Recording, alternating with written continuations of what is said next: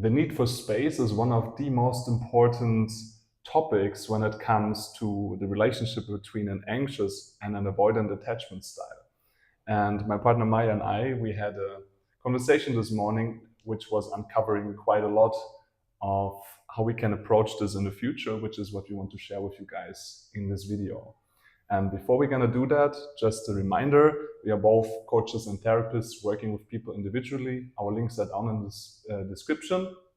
And we are very happy if you reach out to us. If you have any questions, you can also post them down in the comments. And of course, give this a thumbs up if you find it helpful and share it with other people so we reach more people with what we do, because we really want to help.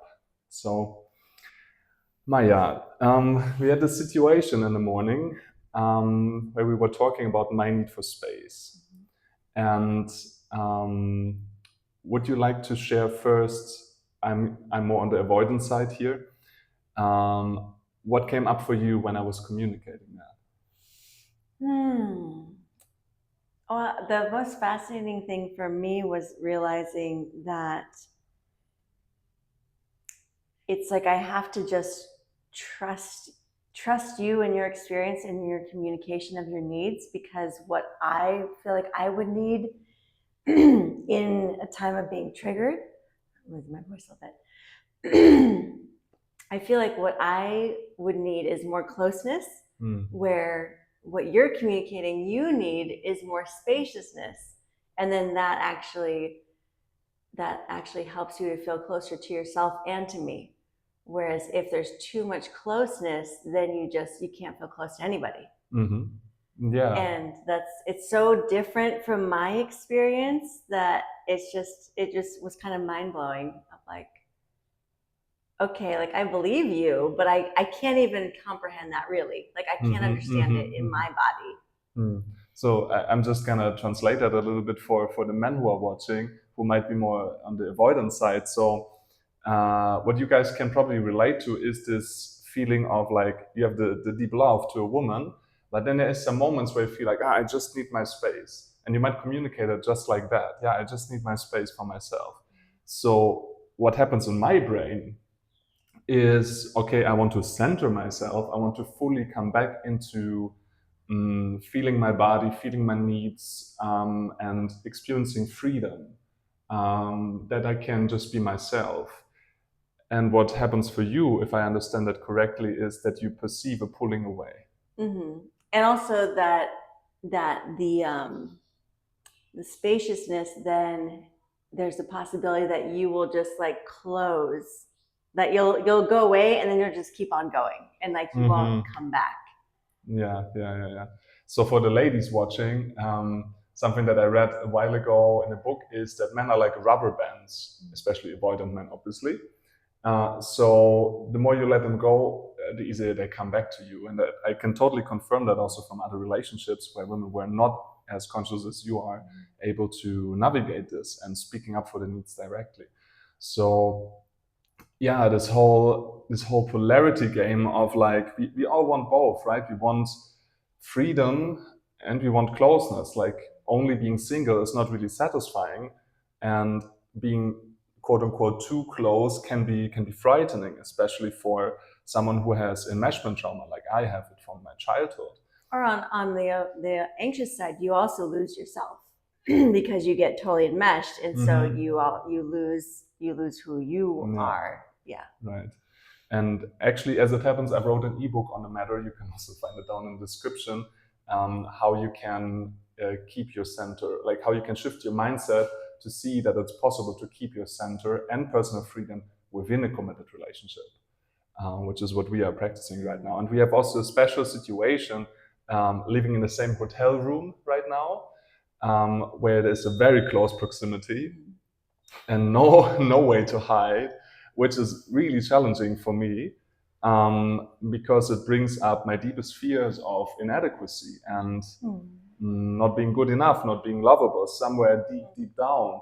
And how that expresses itself is a tension in my body if I'm around you too much, quote unquote, if there's just like not enough time and spaciousness to be with myself alone, which I need to regulate. And behind that, I find are a lot of beliefs of like, where do I feel I will be rejected if I'm completely myself? So an invitation to all of you who are watching, what are you ashamed of? What do you not, what do you hide? What are you unwilling to expose, to show openly to your partner? For example, the other day I was consciously challenging myself in that way. I was never allowed to watch movies as a child. I was always controlled and didn't have my own TV, but I really wanted to watch. So if I would do that and my mother would come in, she would be very angry at me. So that got rewired into my nervous system. And then even now in relationships, I have this sometimes coming up when I'm just in the need to relax and I want to watch maybe a cartoon movie or whatever is on my need at that moment. I feel fear coming up if my partner sees me doing that.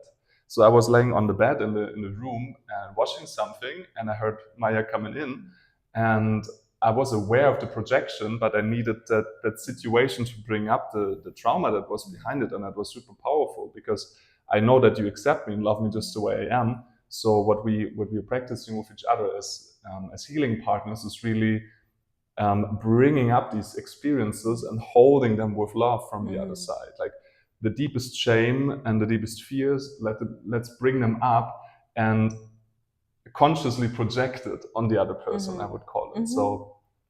And I had that experience yesterday because we got really close. We had this very deeply profound connected experience. It was beautiful. And then afterwards you're like, I need space. And I was like, okay, like I can give you space. And so I went and did my thing for a few hours.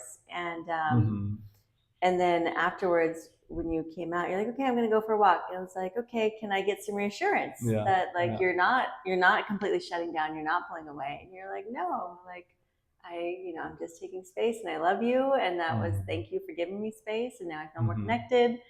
And I was like, okay. And that's like, for me, that's a shameful thing to ask for, to number one, to be anxious and to have fear come up, and then to ask for that reassurance. Like I never, ever did that in the past because I didn't have a partner who encouraged me to do that. And now I get to, like, we get to move through our discomfort and our triggers and be loved in them. And then we also, when either one of us, like when you're feeling the need for reassurance, like I can give that to you. And it's so beautiful to like just practice actually being loved and loving somebody in healthy ways rather than in the dysfunctional ways that we were both modeled by our families, by our parents. Yeah. And something I want to also mention here as my personal experience. So right now we are living even in the same room, in the same place. And before, when we were in Thailand and we were connecting as a couple, there was physical spaciousness. I had my own place, you had your own place, and so there was a natural. It was naturally much easier to have my freedom, so to say, my perceived freedom, by just like closing the door, locking it. Okay, this is my space, and no one is going to invade this space without me permitting that, so to say. And I definitely recommend that also, depending on where you are on your journey. It can be highly overwhelming. I have been in a long-term relationship where I moved in with my partner way too quickly, and it really resulted in me shutting down completely, which is just re-traumatizing, to be honest. And with you, I have this experience like, okay, I feel that deep fear coming up, and I'm able to voice it. And because you are able to hold space for it, even though it might be triggering for you as well, we can actually shift it. And this morning we had like, it was only a 20-minute process, and we touched on like some of my deepest fears there, which is powerful. And so be aware that if you have a deep need for personal freedom and space in relationships, first of all, very likely there's some shame that you haven't healed yet, because naturally, that's what I believe, naturally all humans want to be somehow in connection with other people. And the more I had my single time and freedom traveling the world by myself, I really noticed a deep loneliness if I'm not close enough to people, you know, if I'm just like traveling from place to place and have superficial connections and all my friends are just on the phone or on a video call, that's not really satisfying for me. So, and then from that space, finding this deep connection that we have now, and then coming flip-flopping to the other side, like, oh my God, now it's too much. Now I'm feeling this like fear of being overwhelmed and limited by my partner, which is just a projection. Yeah. And that's the thing, is that like we co-regulate each other very well, and the closer you get, the more the dysregulation that's already within you comes out. And so it's not the relationship that's dysregulating, it's just the proximity and like all of those wounds having light